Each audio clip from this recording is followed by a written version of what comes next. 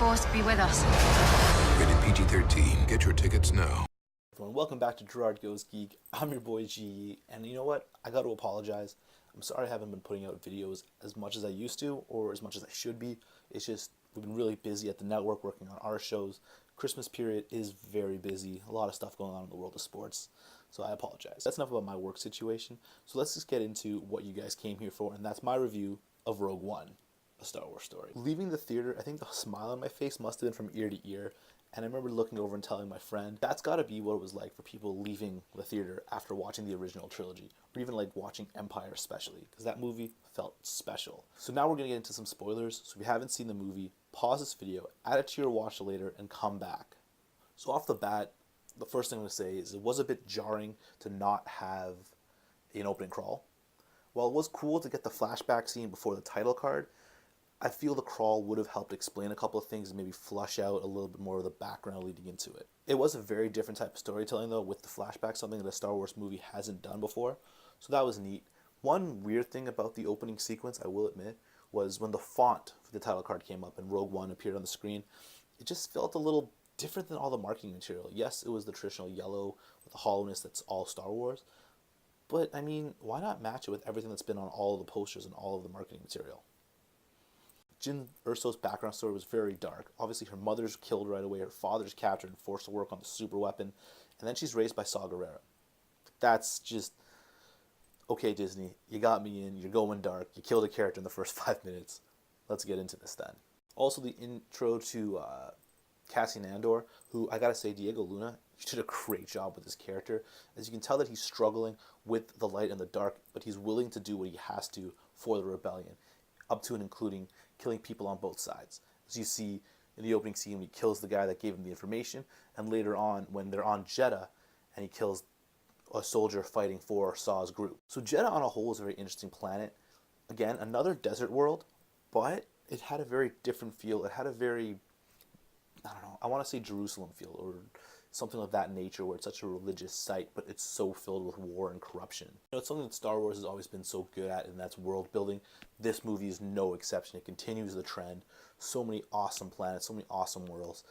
And having the title cards come up for every planet was really cool. But did you guys notice the one planet they didn't put it on was when they went to Vader's castle? My thinking, it was Mustafar. And you know what? Pablo Hidalgo actually confirmed it on Twitter. So, boom, there we go. Mustafar. Interesting that Vader has his castle on the same planet that he burnt himself on. I don't know. But something tells me that this isn't going to be the last time we see this planet and Vader's castle. Because, come on, who's Vader's biggest fan? Kylo Ren. He's got to have a base somewhere. Probably has a castle. Probably's there. And if they keep with what the EU had, Vader's castle might have some interesting treasure, including a lightsaber of fallen Jedi. Now, could Ben Solo have taken his Kyber crystal from old Ben's lightsaber? Huh? So hey, maybe watch out for Vader's castle in episode 8 or even episode 9. Just saying. While still on the topic of Vader, how freaking awesome was he? Okay?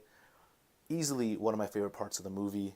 He stole every scene he was in. And Rogue One delivered on something we wanted since Revenge of the Sith, and that is seeing Vader in his prime. He was menacing, powerful, and even witty.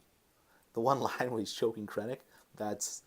Some people are going to find that a little like jarring and being like, really, Vader? Come on. I loved it. I think it's fun to see him have that kind of attitude, because at this point, the Rebels haven't really won yet. The Rebels hadn't challenged him. Vader has no reason to be upset or be angry. He's just Vader, and he's been on top of the game, on top of the worlds, on top of the galaxy for many, many years. So in the later films, it makes sense that he's not as witty or funny, because now they're playing catch up. Now they're playing from behind. Now, as much as I want more Vader in the movie, I understand why they didn't put more of him in the film.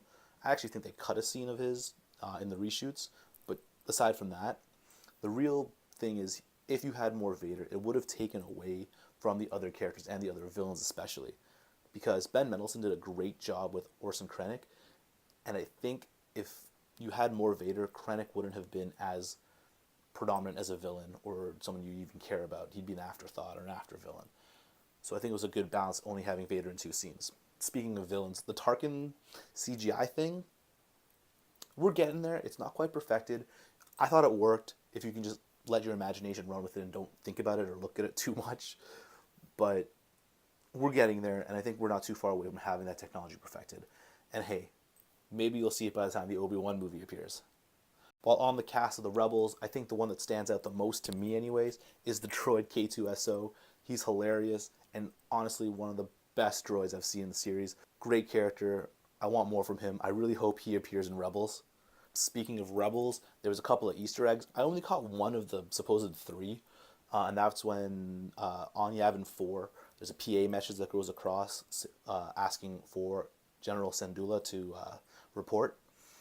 Now, General Syndulla can be either Hera or her father. I really hope it's Hera, because that would just be a really awesome Easter egg.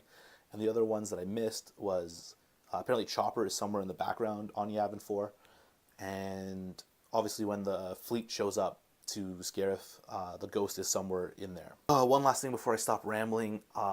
Shout out to Disney and Lucasfilm. Good job on actually going through with making a dark, gritty war film. Gareth Edwards, you did a great job. Other people with the rewrites and the reshoots. This ended up being a fantastic movie and, squash all the fears that this was going to end up as a Suicide Squad situation. While everyone actually technically, I guess it was a Suicide Squad because everyone died. And I can't believe they had the balls to do it. I thought maybe they would sneak a couple off-world, that they'd survive. Maybe a couple went to Alderaan, but no. They all went out in a fantastic way, and they did what they had to.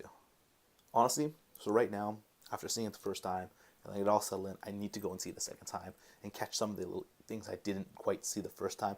I'm sure I'm missing a bunch of stuff in this review here, but it's just so... it was just a lot to take in last night. I was trying to shut my brain off and just enjoy the movie.